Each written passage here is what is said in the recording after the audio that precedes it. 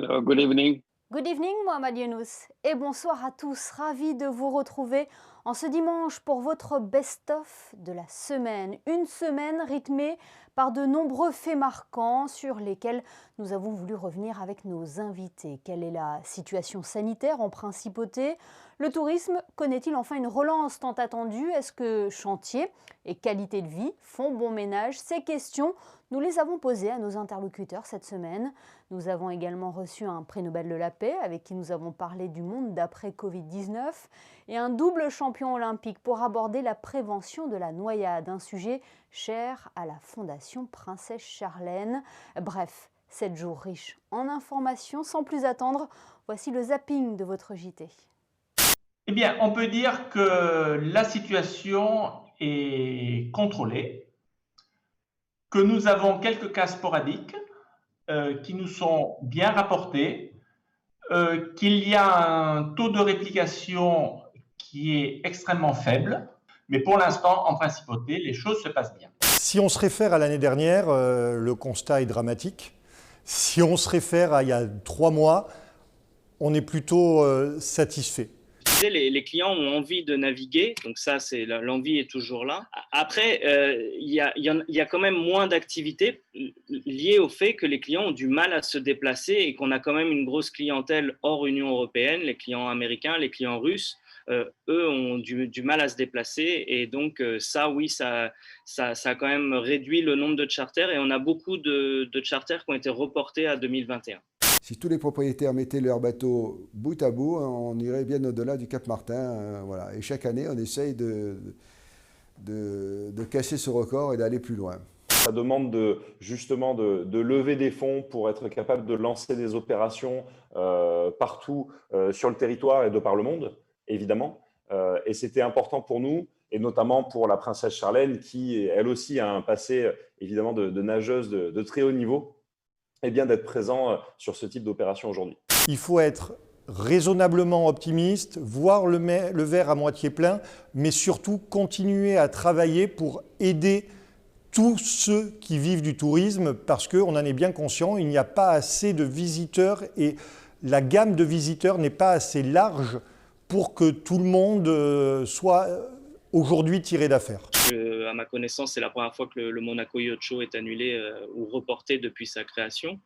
Mais il faut savoir que les sociétés comme les nôtres, et il y en a pas mal, on travaille hors salon nautique dans le sens où on est toujours en contact avec nos clients. Ah, évidemment, c'est un coup dur, mais ce n'est pas un coup dur uniquement pour le Yacht Club, c'est un coup dur pour toute la principauté, à mon sens, et pour l'ensemble de l'industrie. Le Monaco Yacht Show est un des grands salons aujourd'hui dans le monde. Hein. Il se positionne dans les premiers salons et le fait d'annuler un événement comme ça a certainement un impact pour l'industrie, un impact pour Monaco et bien évidemment pour le Yacht Club aussi. Quel est l'état général du bâtiment? Il ne tombe pas en ruine quand même. Il ne tombe pas en ruine, il est bien entretenu, on fait en sorte qu'il soit toujours bien entretenu.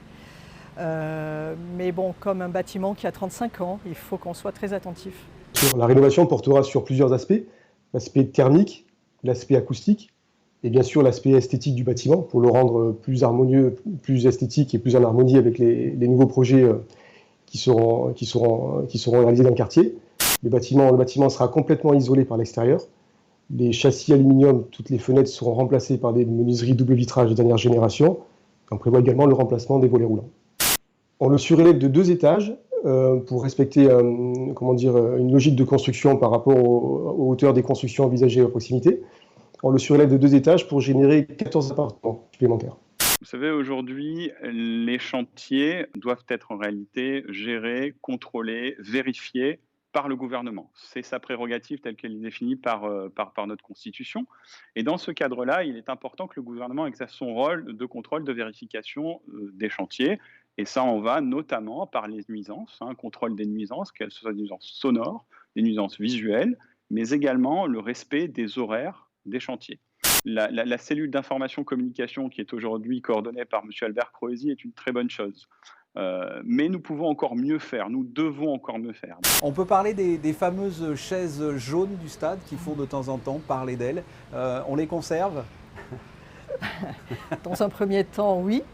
Il faut dire que ces sièges ont une histoire, puisque à l'époque, donc en 1985, c'était le choix du prince régnier d'avoir une unité de couleur dans le stade. Donc vous savez, vous n'êtes pas sans savoir qu'on retrouve ces sièges jaunes dans toutes les salles qui accueillent du public. Je pense qu'un jour, ils auront vocation à être changés et ce sera le choix du prince souverain. Oui, Kylian, on n'en a pas parlé parce que bien sûr, c'est tellement le joueur exceptionnel que c'est notre tête d'affiche au niveau de l'Académie de Monaco. Après, on va dire que c'est un ovni par rapport aux autres. Et c'est vrai que se focaliser plutôt sur la réussite des autres et d'avoir ce joueur exceptionnel qui est passé par l'Académie, bon, c'est pour nous une chance extraordinaire. Mais bon, je pense que des Kylian Mbappé, malheureusement, on ne pourra peut-être pas en avoir tous les ans. Nobody expected such a thing to happen. It happened in such a big speed. In less than 100 days, it occupied the whole world. So this is something that we have learned. We are not prepared for unexpected things. That's a demonstration that we are not prepared. At the same time, it reminded us we are not prepared for the expected things. Alors, ce qu'il faut savoir, c'est que si l'on respecte les mesures barrières, c'est-à-dire si l'on fait attention lorsque l'on est en présence d'autres personnes à porter un masque, à bien se laver les mains ou se les désinfecter avec un produit hydroalcoolique, le risque de transmission du virus est très faible et tend vers zéro. Vous y croyez, vous, à cette deuxième vague? Non, ça j'y crois pas parce que, encore une fois, les mesures barrières étant efficaces, nous n'aurons pas de submersion et surtout notre système de santé ne sera pas en situation de saturation. Où en est-on, par exemple, d'un futur vaccin ou d'un traitement? Ça avance? Oui, beaucoup de monde cherche un vaccin. Quelques sociétés sont dans le peloton de tête. Le gouvernement princier suit ça d'extrêmement près afin, lorsque des vaccins efficaces et sûrs, parce qu'il faut que le vaccin soit sûr, vérifié, oui, seront mis sur le marché et bénéficieront des autorisations de mise sur le marché pour pouvoir se porter acquéreurs de ces vaccins. And my position is, let's not go back. Going back will be dangerous because the world that we are coming from was a terrible, terrible world. We don't want to go back.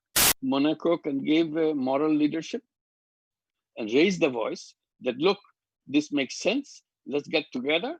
And since Monaco is a small country, nobody's afraid of, they have something up their sleeve. They're trying to get the leadership or something. Nobody will say.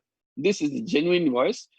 Toutes les crises sont des opportunités pour ne pas reproduire les mêmes erreurs. Belle leçon de Mohamed Younous, prix Nobel de la paix en 2006. Merci à nos invités d'avoir été avec nous cette semaine et merci à vous de votre fidélité chaque soir. Lundi, c'est le grand retour de Christophe Paco à la présentation de votre JT. À très bientôt sur Monaco Info.